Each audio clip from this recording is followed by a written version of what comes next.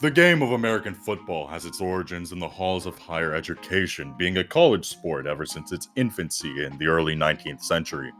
The sport was an amalgamation of soccer, rugby, and pent up testosterone, first appearing, albeit in a prototypical fashion, in Princeton in 1820. Early football, however, was messy, anarchic, and bloody, eventually leading to a formal code being developed throughout the latter half of the 1800s. From there, the league would expand from New England to the Midwest, and from there to the rest of America. The predecessor to the modern NFL would be formed in 1902, further popularizing the sport. From there, American football would become a staple of Americana, becoming the nation's third favorite pastime behind baseball and suing.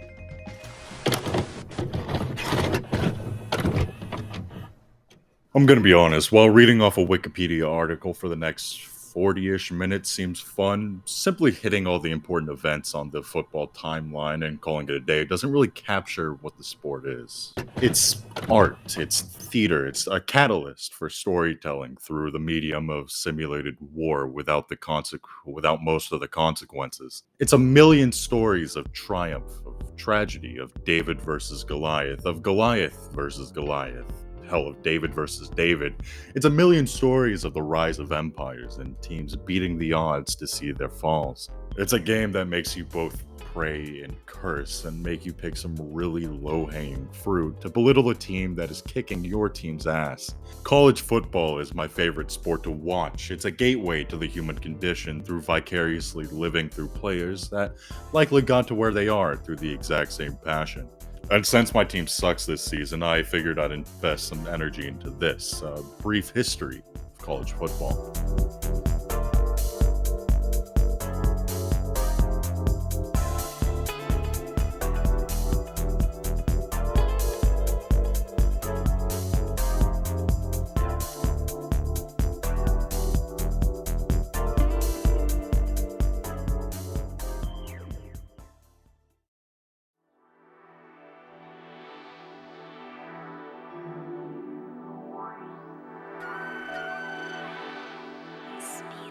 Football is a sport of passion, a fact that's been apparent before the term American football was even coined. The sport has its origins on New England campuses, namely Harvard and Princeton. Princeton would begin playing an improvised version of soccer named ball-lone in 1820, modeled after street football back in England. And in 1827, the Harvard tradition of Bloody Monday would begin. It was a glorified excuse to haze freshmen in which a massive football game was played between the sophomore and freshman classes. The tradition would shockingly last for 33 years before Harvard authorities and local law enforcement put an abrupt end to it, which was followed by a proper funeral service for American football's first tradition. While the game would exist on the campuses of Princeton, Harvard, and other New England schools, it wouldn't be until 1869 where the first proper intercollegiate football game was played, with Princeton facing off against Rutgers. This title, however, comes with some decently large asterisks, since this game still very much resembled soccer, with the ball being unable to be carried or thrown. While the game's identity is slightly questionable, the rivalry to spawn from it was anything but. Following Rutgers' 6-4 win, their student body promptly chased the losing team out of town, forcing them into their carriages for the 20-mile trip back to Princeton. Perhaps as important as the development of concrete rules and regulations, and the cementing of the sport as something separate from its soccer and rugby origins, is the birth of the American football rivalry, a driving force behind some of the sport's most intense and dramatic moments. Army strikes for a third touchdown. Army wins 23-7 as the perfect climax to an undefeated, untied season. The following years would be ones of slight expansion and formalization, with Yale, Columbia, Princeton, and Rutgers meeting to discuss a unified code. Notably absent from these talks was Harvard, who were recently allowed to play football again after, well, the last time they were allowed to play football. They would choose to go their own way, playing by their own code, which predictably made it a little difficult to schedule opponents, which would eventually lead to the Crimson rejoining their New England compatriots. Soon after would come the father of American football, Walter Camp, to essentially take the messy, fledgling rugby clone and transform it into the sport it is today. The line of scrimmage, downs, blocking, all birthed from this one multi-sport athletic legend. From this point on, most of the asterisks were gone. This is undoubtedly American football. It wouldn't remain a New England staple for long either. Michigan would be the first university west of Pennsylvania to adopt the sport, and soon after Chicago, Minnesota, and Northwestern would follow. From here would spring the first college football league, the Western Conference, a predecessor to the Big Ten. Soon after, the sport would explode across the country, and so would their rivalries. The biggest ones to start from this era include the Army-Navy rivalry, with Navy blowing out the Army team 24-0 in 1890. Simultaneously, things were heating up down south as their oldest rivalry was beginning to take shape, the Auburn-Georgia rivalry, with Auburn winning their inaugural game 10-0. The West would see its own rivalries grow, the oldest of which being California and Stanford in their big game. Going into the 1900s, football was no longer a fledgling sport but a national phenomenon, one that stretched from coast to coast. And the first true dynasty was created, hailing from one of the sport's earliest adopters.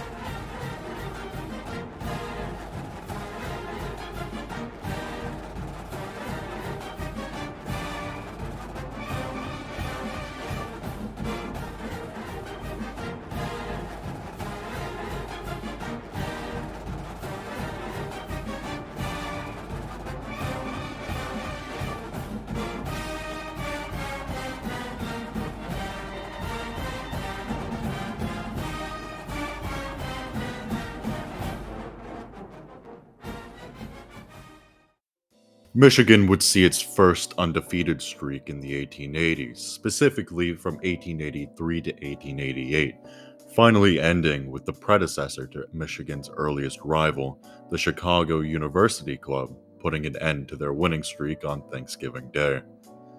At this time, however, Midwestern football was still very much insulated in the Great Lakes, locking the Wolverines in a watery cage. With the advent of the Western Conference, however, the dominant team was given more room to expand its reach. In 1892, it would see its first games with Minnesota, Northwestern, and Wisconsin, and the Chicago University Club would formalize into the Chicago Maroons, playing their first game against Michigan the same year. Quick to avenge his 1888 loss, they would win their inaugural game 18-10, birthing one of the most intense rivalries the Midwest would see during this era. For each Michigan win would come a corresponding Chicago answer back, with Michigan going into 1900 with a narrow 5-4 lead over their rival. As the Great Lakes school was stretching west, however, it was simultaneously beginning to stretch east, with their first win against an eastern school coming in 1894, defeating Cornell. It's here where Michigan would transform itself from a regional powerhouse to a national one, with its victory over a New England legacy team placing the Wolverines in the same league as the old guard of football, Yale, Harvard, and Princeton. Michigan would go into 1895 with its head held high, finishing the season 8-1, with its one loss being against Harvard. They were great, but they were not yet the best. For now, the New England Giants in Chicago would continue to challenge and win against the ascendant school. Yet as the 19th century became the 20th, a coach from the West would take the regional powerhouse and turn it into a dynasty. Newly implemented coaching rules would drive Stanford coach Fielding Yost into unemployment, beginning his journey to find another coaching job. After a failed attempt at joining Illinois, the West Virginian would find himself in a coach-deprived Michigan, reeling from a mediocre 1900 season. Yost would begin his tenure by completely transforming the Wolverine offense, creating what would become known as a point-a-minute team. Owing to their name, these teams were built for one sole purpose: to score as fast and as often as possible. And they did just that. His first full season at Michigan in 1901 would see the team go undefeated once more, outscoring their opponents a staggering 550-0, a feat that has not been topped by a school since. For many teams, this never-ending onslaught of scores would simply prove too much, with Buffalo ending their game 15 minutes prematurely after the score reached 128-0. Following their unbelievably oppressive season, the team would pay a visit to Yoss's former employers in the first postseason bowl game in college football history. Needless to say, any hard feelings left were likely worked out on that field, as Stanford would end up surrendering early. The 1901 season would prove to be far from a fluke, as their 1902 season proved equally as dominant. Notable wins include a 119-0 win against the predecessor to Michigan State, Michigan Agricultural, a 107-0 win against Iowa, and an even more astonishing 6-0 win against Wisconsin. Another year, another undefeated season would come in 1903, with the only hiccup in their rampage being a 6-6 tie against Minnesota. Their final undefeated season would come in 1904, ending the season outscoring their opponents 567-22, nearly 26 points for every one scored on them. Of these winning games would include a trip to Yoss' home state for a game against West Virginia. One would expect mercy, but all the Mountaineers would get was a 130-0 pummeling. All in all, Michigan's four-season winning streak would see the Wolverines outscore their opponents 2,326-40, win 56 games in a row, and gain not just their first national championship title, but first four. A commendable start for the most winning team in college football history. Yet a start that had to eventually come to an end. The 1905 season had, for the most part, followed the trend Michigan had laid out the previous 4 years, going undefeated for most of their season and outscoring their opponents 495-0. Yet in the last game of the season, the winning streak would snap. And who is more fitting to end their stranglehold of college football than a team more than experienced with breaking Michigan's winning streaks? In the last 10 minutes, a Michigan player by the name of Denny Clark would go down for a safety as he attempted to punt the ball from the goal line, ending the game 2-0 in Chicago's favor, leading them into their first national title. The era of Michigan dominance was over, and in a tragic example of scapegoating, the blame would rest entirely upon the shoulders of Denny Clark, who would never escape his legacy as the man who lost the 1905 season. This single loss would become a regret that would follow him for the rest of his life, one that he would carry to his grave as he took his own life 27 years later. The 1905 and 1906 seasons would see Yost come under fire for a variety of accusations, from paying off players to play for Michigan to trying to disguise grown athletes as college students. These concerns would be addressed via a meeting between Western Conference faculty, who would then institute a variety of restrictions, including a 3-year eligibility gap for players and a 5-game season. These changes would bring Michigan to a breaking point, leaving the conference in 1907, with the Wolverines being independent for the next 9 years. These years would see a decline in the team from dynasty back to regional power, and the rest of football would follow in Michigan's trajectory of decline. The late 1900s would see the sport leave its romantic honeymoon phase and enter into the sobering realities of the violent sport.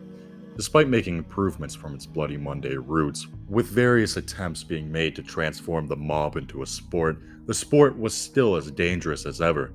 In a time with barely any safety equipment, injuries were abundant and deaths were not unheard of. Michael Burke, Eugene Byrne, Archer Christian, John Earhart would be some of the many fatalities the sport would see just between the years of 1909 and 1910. Young men put onto the field, never to return. In a move to oppose the violent consequences of football, the West would split from the rest of the country. Their football teams would become rugby teams, the big game would become a big rugby game, and the question was raised on whether this abandoning of the homegrown sport would push its way east, and whether this could end America's other great experiment. Yet, the loss of the West was not exactly mourned, as it was already stereotyped that the West was not on the same level of play as the rest of the country. It's good to know that some things never change. A lack of domestic competitors would be the final nail in the coffin of American rugby, and it would never end up overtaking its domestic offspring. This would bring the question of safety to the center stage, however, being pushed further by a fairly important fan of the sport, Theodore Roosevelt, The forward pass, the removal of mass formation plays, and various changes to offensive formation and tackling would help reduce the amount of injuries, and the death toll would never skyrocket as it did during the beginning of the century.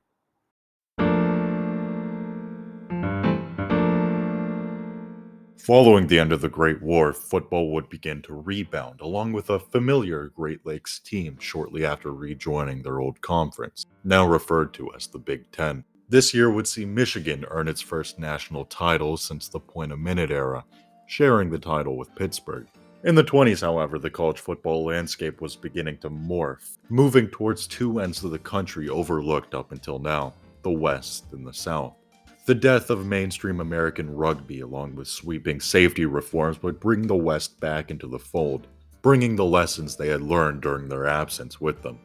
In an almost reverse story of Yostin, Michigan, Purdue head coach Andy Smith would find himself flung across the country, taking up the mantle of head coach of California in 1917. He would be known for his kick and wait for the break strategy, essentially relying on short punts and a fumble-generating defense to get the ball where he wanted to go. While having a rough opening season, Smith's strategy would begin to pay off the following year, going 7-2 and beating a newly reconverted Stanford football team 67-0. Their true success, however, would come right at the turn of the decade, assembling his first true wonder team, a team many consider to be the best the sport had ever seen. They would run circles around the Pacific, and when the time came to challenge a till then undefeated Ohio State, they came out and won 28-0.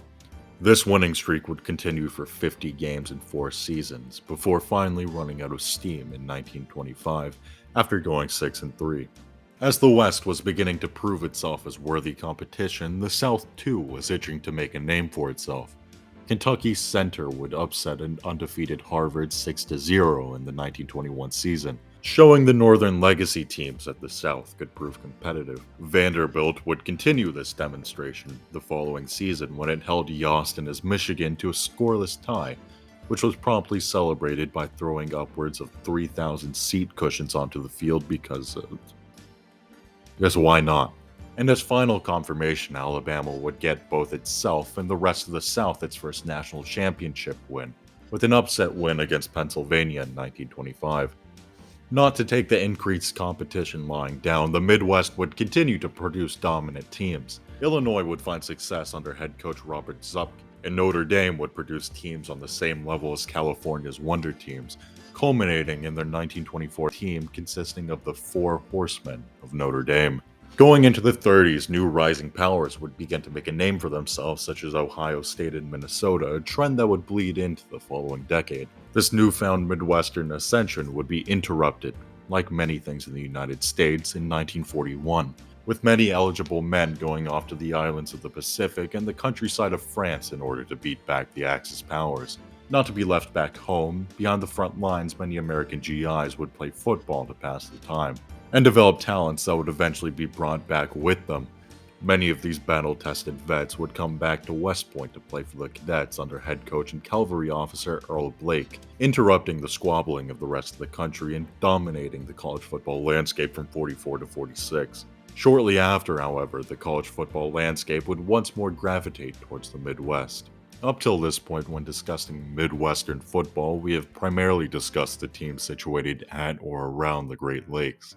Michigan, Ohio State, Notre Dame, the frontrunners of the region.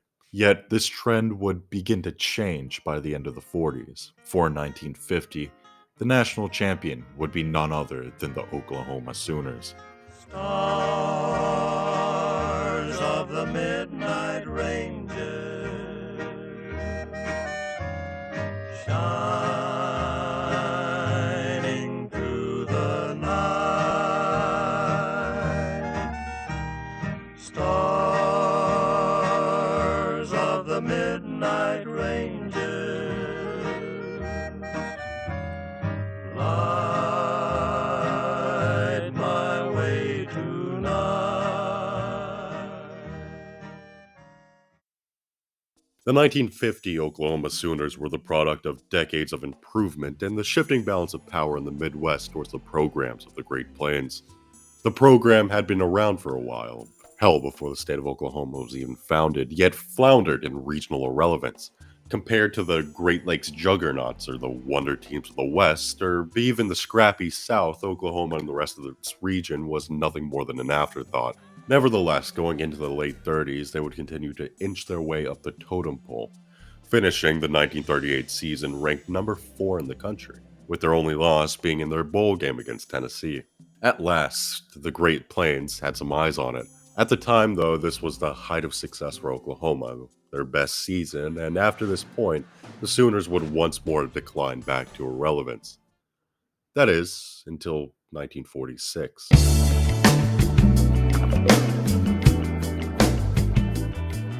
Jim Tatum had come to Oklahoma during a time when it felt like they just couldn't keep a long-term coach. After longtime coach Benny Owen retired in 1926, the program shuffled through 5 coaching with varying terms and even more varying levels of success. Jim had not gone to war, instead he coached in the football laboratory that was the Iowa Pre-Flight School. As part of preparing young future Navy pilots for World War II, various pre-flight schools were commissioned across the country, and these schools featured one training regiment they believed could adequately prepare the young men of America for the battlefield: football. These temporary installations would field teams, good teams, hell, great teams. Army might have dominated the country during this era, with Navy proper often being a runner-up, but these pre-flight schools would often prove just as competitive. And none, perhaps, were as good as the Iowa School, which in 1943 was headed by Missouri head coach Don Farrow.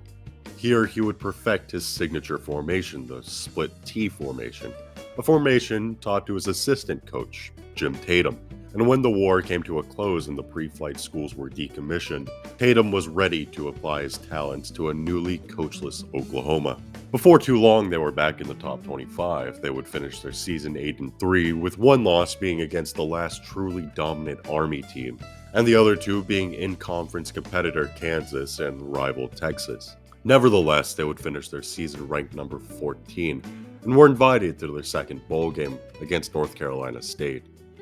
Unlike their previous attempt against the Volunteers, Tatum's Oklahoma would not only win, but dominate their opponent 34-13. And after such a promising start, bringing Oklahoma within inches of their best season, Jim Tatum packed his bags and left for Maryland. The coaching carousel rotated once more, and now there were 6 coaches with no more than 5 years with the program. Not to leave the program with nothing, however, Tatum would leave his backfield coach to step up to the plate and continue where he left off. The Sooners had seen success, but time and time again, that success proved ephemeral and largely meaningless. And this sudden departure seemed like yet another setback Oklahoma had to deal with. They needed commitment. They needed consistency. They needed Bud Wilkinson. A former Minnesota QB that helped the program dominate the mid-30s, he knew exactly what success looked like, what it felt like. And when he assumed the position of head coach at Oklahoma, he was determined to bring that feeling with him. His first season was good, finishing with a winning record and a shared Big Six title with Kansas. No bowl game, though, that would take another year. Not only was Oklahoma back in bowl games, but they also gained yet another Big 7 title, and found themselves back in the top 5 for the first time since '38. Had this followed the trend of Oklahoma football up until now, this would be the peak. They wouldn't appear in another bowl game in a while, and Wilkinson would take his leave. The cycle of brief notoriety and decline would continue. Luckily for the Sooners, Bud Wilkinson had a good amount of winning left for his team. They would open their next season strong in a 46-0 shutout of Boston College, but considering how Boston ended the year, it wasn't really a signifier for much. Shortly after would come Oklahoma's Red River Shootout, an annual game with currently their largest non-conference rival, Texas. The final score would be 20-14 in their favor. A close game, a trend that wouldn't last for the rest of their rivals. Following their win in Dallas, they would take on rivals Kansas and Nebraska, and thoroughly dismantle them 48-26 and 48-0 respectively. Their next test would be against their only loss of the previous year, a rematch against the Santa Clara Broncos. At the end of a one-score game, they would walk out of Memorial Stadium victorious. Their last game of the regular season would be against the predecessors of Oklahoma State, Oklahoma A&M, which ended in a 41-0 shutout. The Sooners were undefeated once more, maintaining a top 5 ranking throughout the entire season and ending the regular season ranked number 2, the highest the program has ever been. Unbelievably close to the top, but just short of the best. Notre Dame would be crowned national champion via popular vote by the AP poll, and Oklahoma had to settle for a bowl game against the number 9 ranked LSU. The Sooners had been robbed of an opportunity to even compete for the national title, their first national title. But luckily for them, they wouldn't have to wait long for another opportunity. Oklahoma's 1950s season would, funnily enough, be practically identical to their last season. A shutout opener against Boston College, a close win against Texas, wins against their in-conference competitors, a Big 7 title. But this time, however, their opponents were all just a touch better. Each win a tiny bit more impressive. At least enough so that the program would gain the favor of the AP poll, granting Oklahoma their first national title. As of this moment, the Sooners stood upon a 32-game winning streak, and were at last considered the top team in the country. This ruling could be considered premature, however, seeing as they would lose their postseason bowl game against Bear Bryant's infamous Wildcats, at the time ranked 7 in the nation. Seeing as the AP poll's decision came before this meeting, this loss, while surprising, ultimately amounted to little, especially considering what was to come for Bud Wilkinson and his program. Oklahoma's monumental rise to the top of the college football landscape was indicative of a more widespread trend throughout college football, the dominance of running offenses. The 50s would see a 28% decline in pass attempts per game, and an average of right under 50 running plays per game. Loyalists to the passing game, such as Notre Dame, would be rewarded with an at times unwinnable uphill battle. The teams to dominate this era were teams to harness the running play. And there were few teams as proficient at running the ball than Wilkinson's Oklahoma. They were not the only program to push this movement, however. It was a collaborative effort from fellow ascendant schools Ohio State, Tennessee, and Tatum's own Maryland, who would win national titles of their own during this era and dominate their respective conferences.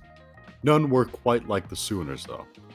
Even teams following the same blueprint as Wilkinson would still end up falling short. 1953 would see Maryland be crowned national champions and subsequently be scheduled to face off against both his former program and his former assistant in the 1954 Orange Bowl. After a 2-quarter slog, it would be Oklahoma to draw the first blood, bringing the score to 7-0. 2 more quarters of defensive play and a couple of desperate long passes later, and the score remained 7-0, and the Sooners left Miami winners. We've discussed massive winning streaks up until now, Michigan's 56-game streak and California's 50-game streak being among them. They were indicative of an era of college football where such a gigantic disparity between the best and their competition could exist. That era, however, was beginning to come to an end. There was more competition than ever from every corner of the United States, and with each passing year, a 4-season winning streak simply became more and more unfeasible. Oklahoma's 47-game winning streak would represent not just the largest winning streak since the foundation of Division I college football, but the last great winning streak of the sport. Other teams would try, but to this day, 47 hasn't been broken. I doubt it ever will. College football is simply too competitive. During this time, Oklahoma would take home 2 more national championship titles in 55 and 56, and continue their 11th consecutive year on top of their conference. Going into 1957, however, the feeling was a little different. Significant losses to their team would hamper the program's abilities. Yet in the words of Wilkinson himself, they simply had to work better and organize better than ever before. This was not a bad year by any means. They ended 4th in the nation, once more gained a Big 7 title, thrashed their rivals, and won their bowl game. The thing about winning streaks, though, is that they come with a timer. They must eventually end. And Oklahoma's end would come from a somewhat unexpected team and an unprecedented backslide. Notre Dame underperformed during the 50s, failing to win a national title during the decade for the first time since the 1910s. Their passing game simply wasn't enough to correct the course for the entire country. What's odd, however, was their proficiency at playing against the best running offense the nation had to offer. In their 4 games throughout the decade against Oklahoma, Notre Dame would win 3 of them. And when the time came to humble a beyond dominant Sooners, the Fighting Irish would shut them out 7-0, just as Oklahoma did themselves to Wilkinson's former boss. After this loss, they were never quite the same. They went 10-1 again the following season, winning their bowl game in their conference, but losing their annual game to Texas. Then they went 7-3, not only losing to Texas, but their in-conference rival Nebraska. A losing season in 1960 would finalize Oklahoma's descent, and the Bud Wilkinson era was coming to a close. Even in these later years, though, he would still field good teams with great players filling out their roster to cement the culture of football for both their college and the state it resided within. Of them would be future Cleveland Browns running back Prentice Gott, the first black player for the Oklahoma Sooners. There's an elephant in the room that becomes more and more difficult to ignore as our story continues into the mid-1900s. Another angle to this history that unequivocally links it into the broader story of 20th century America. The history of race in college football. It goes without saying that many programs up until this point had segregated teams, primarily in the South, with many Southern teams outright refusing to share the field with non-white athletes. If any were on an opposing team, they would be benched, and if they weren't, the segregated team would just outright refuse to play them. This arrangement would, predictably, prove to be untenable over time, as more and more northern teams integrated their rosters, and the first integrated game in the South would eventually be played in 1947, with an integrated Harvard team facing off against Virginia on their home turf.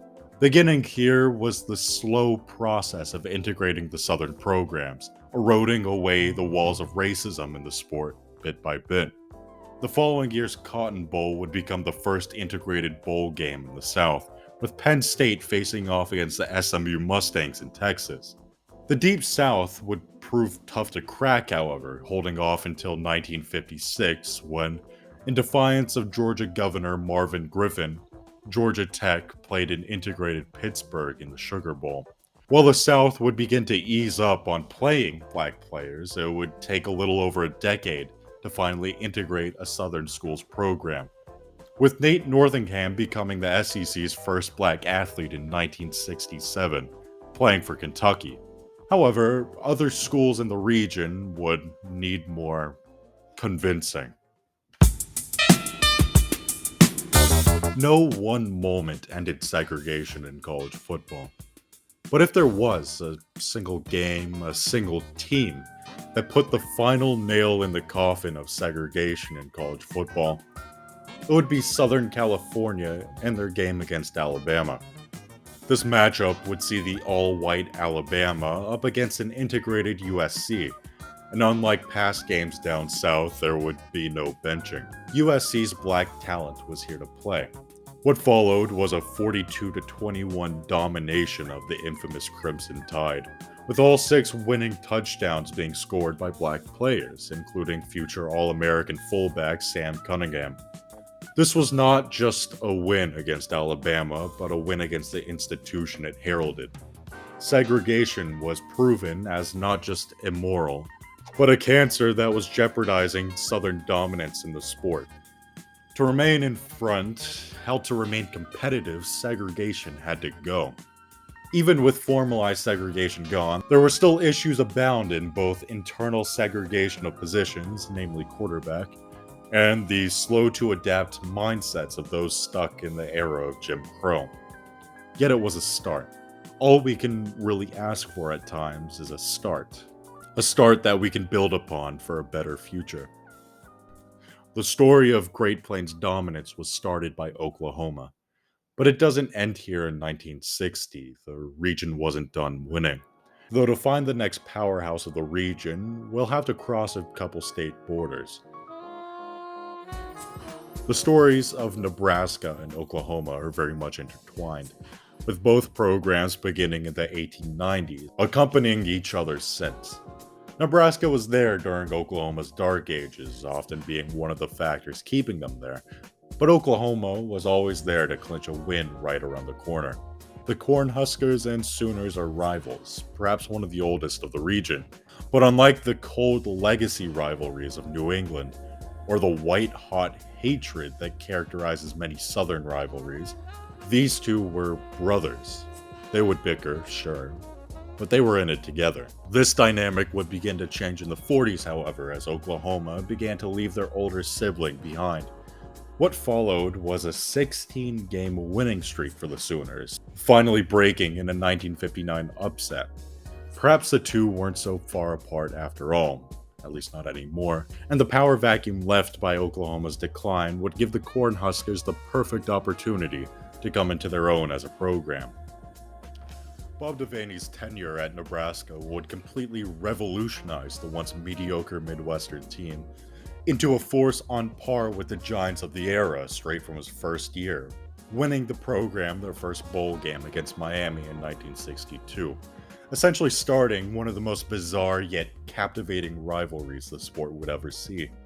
Devaney's Nebraska was a force to be reckoned with throughout the 60s and early 70s, culminating in the team's first two national titles in 1970 and 1971. The 1971 season in particular would feature perhaps the biggest game Nebraska would ever play with Oklahoma, with both teams being ranked number 1 and 2 respectively in the polls. Nevertheless, Nebraska would finish with a 35-31 victory, and finish their undefeated championship season with a win against the number 2 Alabama. This would be Devaney's last year at the helm of the team, stepping back to be the athletic director for Nebraska instead. In his place would be a standout offensive coordinator, Tom Osborne. Osborne himself was a player, specifically a QB and wide receiver, yet his mediocre career as a player would pale in comparison to his Hall of Fame career as a coach. Osborne was a fan of the running offense, yet his methods were, at least during this era, unlike any other big-time running offense in the league. His go-to formation would be a modified T formation, the I formation, first put together, in part, by Illinois' Robert Zupke. The I formation was primarily a running formation, and yet had the versatility to support passing plays as well, depending on how the field looks. Is the opposing team loading up the box expecting a run? Go for a pass, it's the last thing on their mind. Is their D-line looking light? Hand it off to your running back right behind you, or hell, carry it yourself. Osborne would use this formation during his tenure as offensive coordinator to carry the Cornhuskers to their first back-to-back national titles, and he would continue to use it to great effect throughout his tenure as head coach. Masterful coaching is one thing, but what would eventually make Nebraska a true national powerhouse was their players' own physiques. Nebraska was a team that hinged on the success of running plays, and running the ball often requires a hole to be punched through the other team's defense, with the easiest way to accomplish this being to simply outmatch them one-on-one. Get guys onto the field who've likely spent a large amount of their times on a Midwestern farm, building muscle mass through the grueling labor associated with farm life, and suddenly you have a team of grown NFL-sized men facing off against college students. Nebraska could afford to specialize in running the ball. They had the bodies to back it up. This was further built upon as Nebraska became masters of off-the-field conditioning, with comprehensive and specialized nutritional plans to exacerbate their advantage, years before it became standard across the NCAA. Despite these vast improvements, Nebraska would not be the only force in college football during this era. Alongside it would be the similarly oppressive Oklahoma, rebounding from their 60s slump and, as shown in 1971, proving themselves challenging opponents. Alongside them would be the always formidable Alabama and Notre Dame, and others such as Southern California and Pittsburgh. From the opposite end of the country, however, a trinity of teams were in the middle of a multi-decade long brawl for control of their state. A brawl that would eventually bring the rest of college football down with them.